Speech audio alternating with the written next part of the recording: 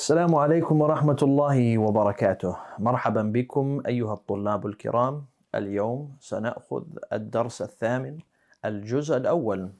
Today we're going to take lesson 8 part 1. We have a unique lesson today because we introduce again a new concept and we take another one we've mentioned before. And Sha Allah we'll expand on that a little more. So first, let's go by meaning of what we're reading, and then we'll take the concept. He says here, هذا الرجل تاجر وذلك الرجل طبيب. That man is a tajir, that man is a merchant, and that man is a tabib, a doctor. After اسم الإشارة, this is اسم الإشارة. It says ذلك الرجل. Normally, if you get rid of alif and lam and you say ذلك رجل, that is a man. When you put an al there, it means that man. Now, if you just had the word الرجل, it would mean the man. But since you put ismul ishara, whether it's هذا or ذلك, you're not going to say that the man. It's going to simply be that man. All right, that's out of the way. ذلك الرجل, and then it says what? تاجر? نعم. نعم, تاجر. تاجر. Now, if I was to say ذلك تاجر, skip الرجل, would I essentially be saying the same thing? That is a merchant, right? Meaning that person is a merchant. Yes. If I was to get rid of ذلك and write الرجل تاجر, the man is a merchant, I've specified him, correct? So yes, correct. Now what we have is two specifiers. We have al, the specifier, and dhalika, it specifies, right? When you put them together like that, you're pointing them out, meaning. So, since you run into a sentence with a word where you can have ism ishara, and after it a word with alif and lam comes. Ism ishara, and after it a word with alif and lam comes. And these two are interchangeable. If you got rid of dhalika, the sentence still is the same. If you got rid of ar-rajul and you said dhalika tajirun, the sentence still means the same thing. That means what you have on your hand, this is going to be the mubtada, right? The subject. What's this? Can't be the khabar, right? Because we said the khabar, mubtada is usually the first thing mentioned in the sentence, the subject. The khabar is the main thing being said about the mubtada. Is the main thing being said about the mubtada that he's a man? No. The main thing that's being said about the mubtada, the subject, is that he's a merchant. So here we have khabar. So what's this? This is what they call al-badal.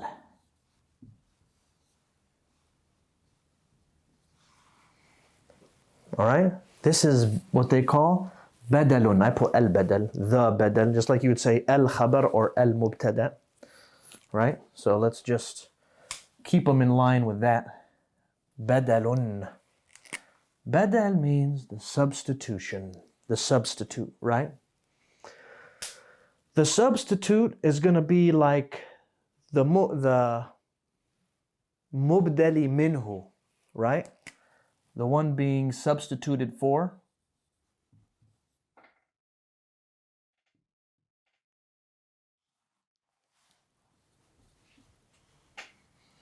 Al-mubdalu minhu.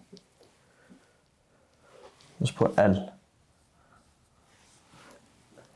Al-mubdalu minhum. So, or minhu. So what we're having here is this word can substitute for that word, right? And that means it is a badal. What does a badal do? It's from what is one of the tawabi'.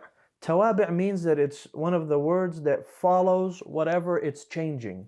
So if this is dhammatain over here, he's going to be dhammatain over here. If this is mudhakkar over here, this is mudhakkar over here. The only thing he doesn't follow is tankir and ta'rif and tankir. If here's alif and lam, over here doesn't need to be alif and lam. All right? But point being, what you have is the subject, the badal, and the badal is the word that is a substitution for the word before. And we'll take another example, one that's maybe a little bit more clear. This is pretty clear, but one that will make more sense. And then here's the khabar. Okay? A way to identify if this word is a badal is that first you have an ism ishara, and after the ism ishara, if that word has alif and lam, it is going to be a badal of that ism ishara, most likely. Right? Somebody might say, well, can't this just be a description? Can't we do this? Can't we say, this is the khabar, and this is a sifa? Right? Say, this is khabar, this is sifa. We say no for multiple reasons. The first reason is this word the main thing being said about the mubtada? Say, no, that's not. Okay. Then we say, let's look at the other word. Is this word following what it's describing? Because remember we said the sifa has to follow in 4 parts, and we always take it, so you guys should remember it by now. So one of those things is missing is this has alif and lam. Does this have alif and lam? Say, no, it doesn't. So that means this can't be the sifa either. And that's why we have to identify this sentence the way it's supposed to be. The main thing being said about the mubtada is that he's a tajir. So that's the khabar. So what does this make that? Well, since we have ism ishara and after it is a word with alif and lam, this is the badal. This is a substitute. And here our sentence makes sense. Because this is the main thing being said, and these are used interchangeably, ذَلِكَ أَنَّ الرَّجُلِ, and therefore we can identify that as a badal. Now, there's a lot more that goes into it. There's different types of badal. There's a badal that is a complete change or a complete swap, a complete substitute. There's a badal that is a partial one, where you say something like a part of that person. So you might say, Muhammad yaduhu. You see how we have a part of Muhammad being mentioned? That's a partial badal. You have other one that specifies. And like I said, there's I think 4 different types of them. But really what you need to know for right now is just this one here. Is that badal is going to be, we're doing kul min kul, which is a complete substitute. All right? Another one he says, وَذَلِكَ الرَّجُلُ طَبِيبٌ. That one did the same thing where it said, وَذَلِكَ الرَّجُلُ طَبِيبٌ. They just changed this one to doctor. One that I want to use is the one found in our old book that we took in Medina, Kitab al-Mughni, where he says,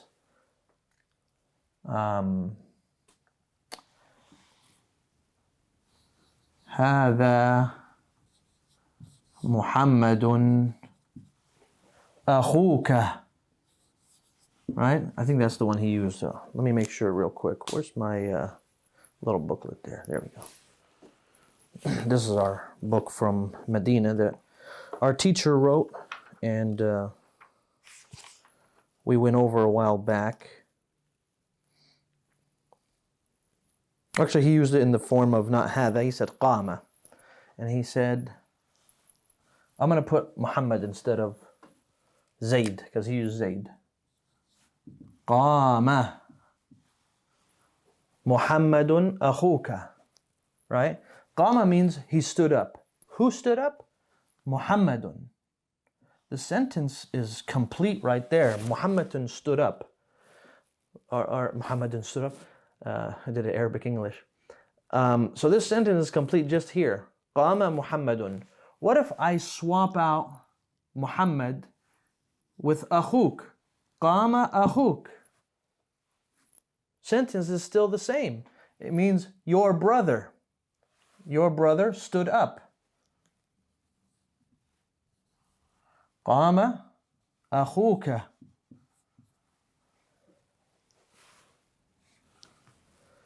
Your brother stood up. If I put Muhammadun here, the sentence doesn't change. I can swap these out because it's the same person.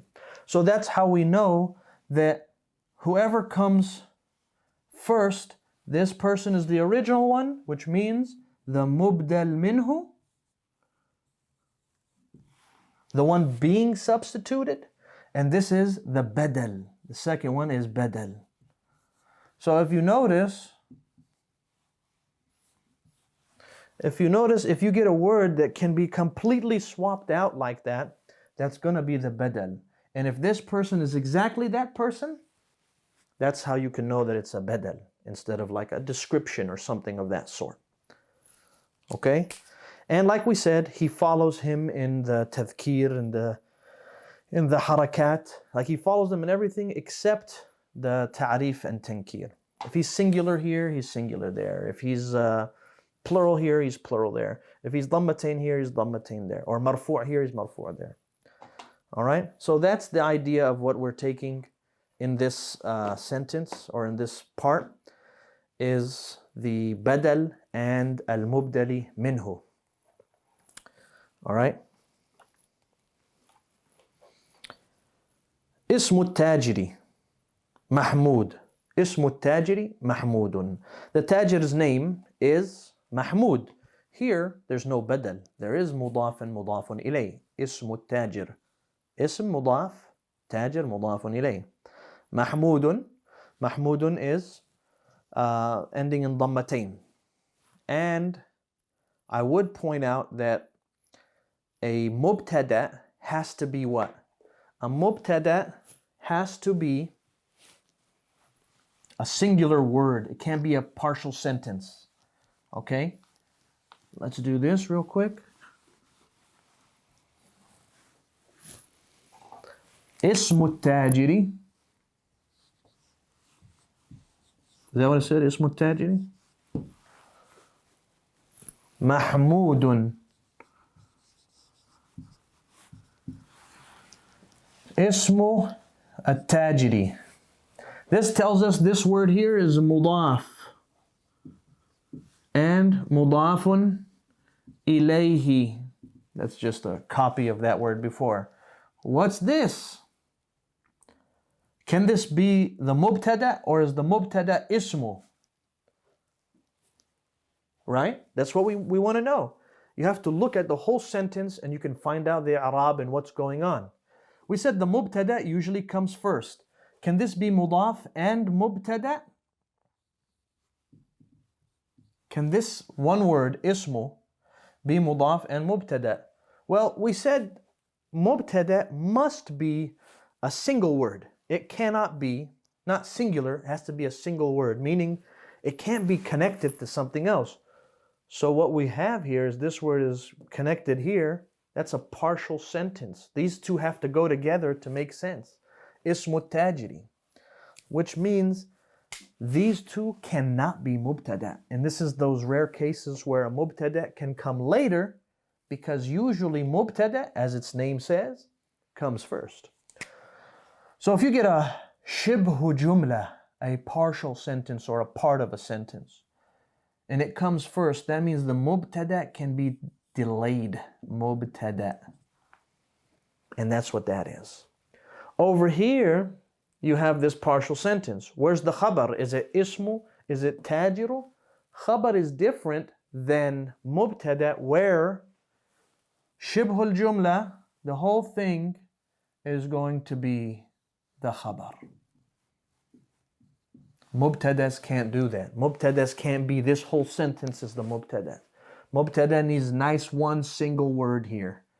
Khabar, it can be a whole sentence. It could be a single word. It can be a partial sentence. And what we have here is a partial sentence, shibhul jumla. What's the difference between partial and full sentence? Well, a full sentence will be one that on its own makes complete sense.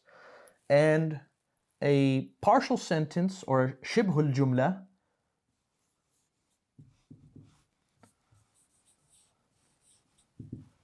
shibhul jumla is one that is made up of jar and majroor, like ila al-bayt. That's partial sentence. If it has mudafun ilay in there, it's partial sentence.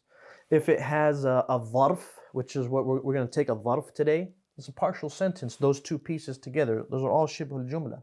But point being, you back up and you always remember, where is the main sentence? Mahmud is the main sentence, the main part of the sentence. What's the main thing being said about him? Right? And what's the main thing being said about the mubtada? Is that he is ismu tajiri. Like, the main thing we want to clarify is his name. And it finally gets clarified, but it got delayed because this came later, or this came ahead. And that's some heavy grammar for you there.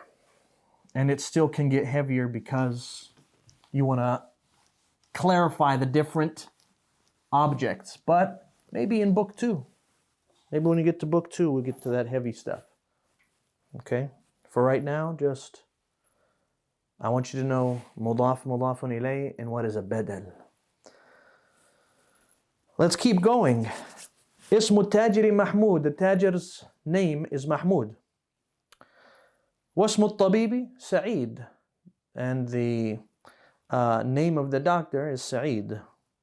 هذا البيت للتاجر. We've taken this before. When you add li or la to a noun or to a pronoun, it means it belongs to, or it's for. So he says, هذا البيت للتاجر. This house is for, meaning belonging to, the merchant. وذلك البيت للطبيب. And that house is for, or belonging to, the doctor. بيت التاجر أمام المسجد وبيت الطبيب خلف المدرس. Here we go. بيت التاجر, the tajir's house, right? The merchant's house is أمام المسجد. What's أمام here? That's the new word. He said وبيت التاجر أمام. What's making this end in a fatha? Because we said the origins of words are dhamma. Just know that we're going to take amama and khalfa, and inshallah ta'ala, that will just know we're going to be taking these, and these are going to be called a dharf. Dharf is singular, dhuruf is plural. And they describe a position, all right? They describe a position in front of, behind, here and there. We're going to go ahead and stop here, inshallah. And we'll leave this part until our next lesson. جزاكم الله خير وبارك الله فيكم. اللهم علمنا ما ينفعنا وانفعنا بما علمتنا وزدنا علما وإلى اللقاء والسلام عليكم ورحمة الله وبركاته.